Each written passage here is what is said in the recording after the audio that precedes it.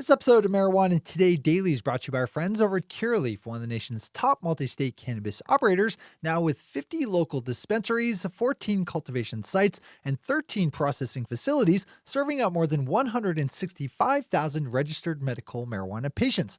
Check them out over at curaleaf.com, spelled Curaleaf. Good morning, Marijuana Nation. It's Wednesday, November 20th, 2019, and you're tuned in to episode 844 of Marijuana Today Daily. I'm your host, Shay Gunther, and I'll be walking you through today's marijuana news and headlines. As always, we have a full and busy day of cannabis news in our hands, so let's jump right into it. Marijuana Business Daily's chart of the week grabs today's top spot with a look at how things have gone for Oklahoma's 10-month-old medical marijuana industry. In short, it's fairly blown up in the best way, as the right numbers have so far exceeded all projections. In the first 10 months of life, Oklahoma's medical marijuana industry did $258 million in sales, with the expected full year total to land somewhere around $350 million. That is a huge number, especially for a first year.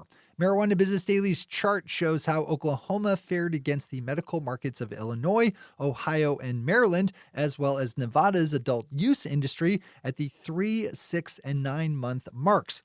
By month 9, Oklahoma was outperforming all other states by significant factors. Longtime listeners should remember that Oklahoma's medical marijuana program features no caps on the overall number of businesses and extremely low fees for licenses, and does not allow towns and cities to block dispensaries from opening up. Give this one a read. There's tons of lessons to learn here. Bruce Barcott over at Leafly has a comprehensive story up looking at today's historic vote in D.C. by the House Judiciary Committee on the MORE Act, or Marijuana Opportunity Reinvestment and Expungement Act, which would deschedule marijuana while setting up social equity programs like a community reinvestment fund paid for by a 5% federal cannabis tax. Bruce does a good job of laying out the particulars of the MORE Act, contrasting it with the less progressive States Act. If signed into law, the MORE Act would also set up loans for entrepreneurs from communities most impacted by the war on marijuana to get involved with the legal market, protect people from losing federal and public benefits like housing and food assistance for marijuana-related offenses, and to block the government from punishing people under immigration laws for the same. We'll touch back more on this on tomorrow's show. If passed out of committee, the MORE Act goes on to the full House for a vote, after which, if passed there, it would then head over to Moscow Mitch McConnell's legislative graveyard in the Senate, where it would most likely languish. Another good one to read to get fully caught up on. As always, we have all the news we cover linked to on our website at mjtodaydaily.com. Our final top story today is an update on a storyline we've covered recently, with the Colorado Supreme Court ruling on Monday that people on probation have the right to use medical marijuana. You should remember the recent story we did on this, where a judge asked defendant Alicia Walton to bring her doctor into court back in 2016 to testify that she was in fact in need of medical marijuana. When Miss Walton was unable to arrange to have her doctor show up, but instead presented the paperwork showing her to be a legitimate patient, she was ordered to not use medical cannabis while on probation.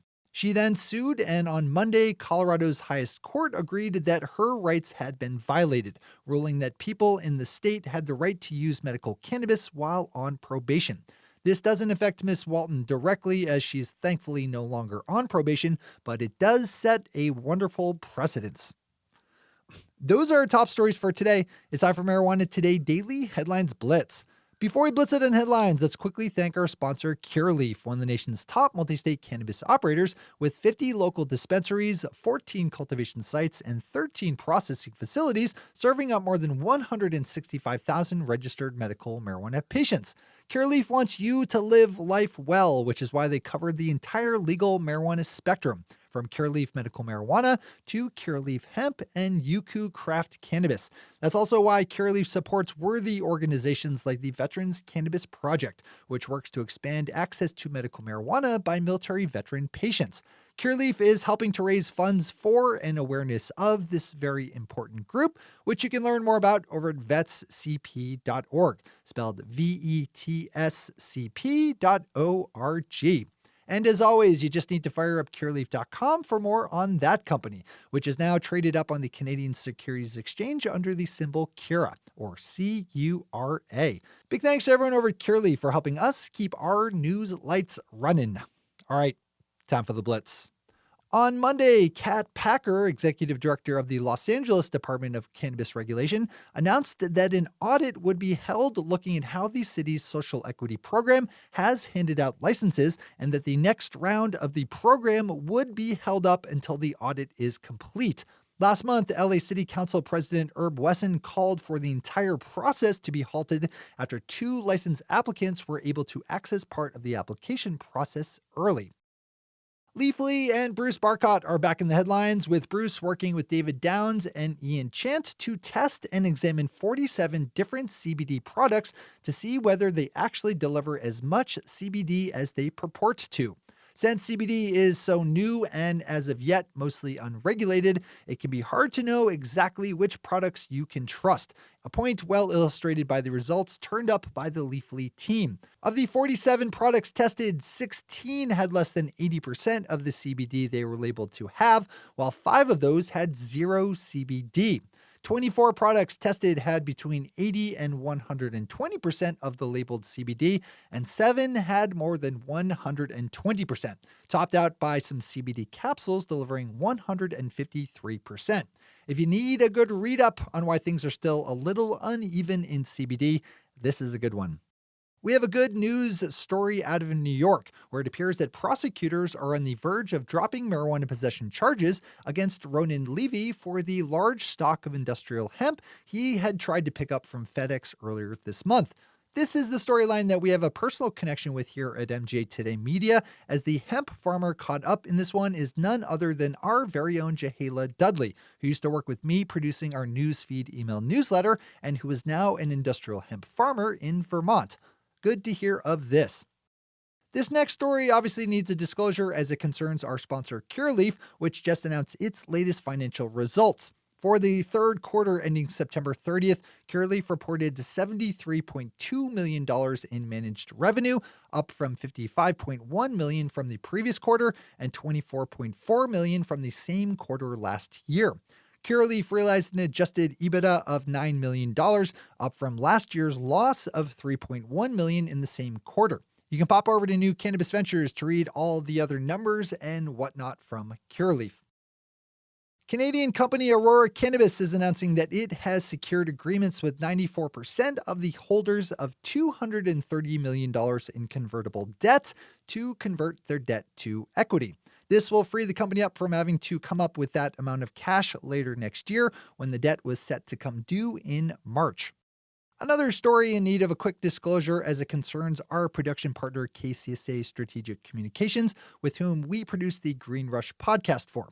KCSA does a lot of work in public and investor relations and just commissioned a survey asking high net worth investors about their thoughts and practices around investing in cannabis stocks. This is a follow-up survey to one KCSA did back in May, so I think it's interesting to be able to note the change. For one, the percentage of investors who say they're making money from their cannabis stocks fell from 90% to 40%. There was also a 30% drop in the amount who say they have more than $100,000 deployed into the industry. On a positive note, 88% of those polled did say they intend to stay in the game for the long term, with plans to hold stock from 1 to 10 years. That's about the same level back in May. This is another good one to read in full. Wrapping up our news day is Michigan, where the Marijuana Regulatory Agency just issued the state's first 5 adult use business licenses outside of the 42 medical dispensaries that have pre-qualified to dispense adult use. Michigan gave the licensing nod yesterday to an events company, a testing lab, and a vertically integrated grower and dispenser. As it looks now, Michigan is fully in line for a new planned December 1st opening for adult use sales, even if supply is expected to be a bit spotty as things fully rev up.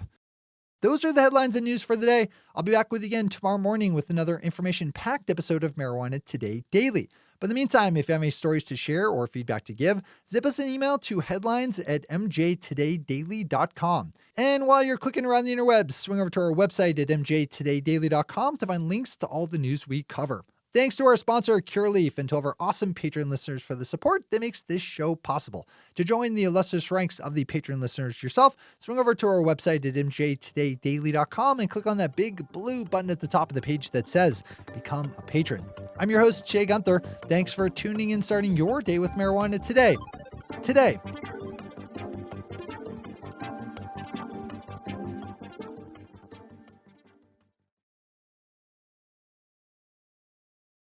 One take, Shay. One take.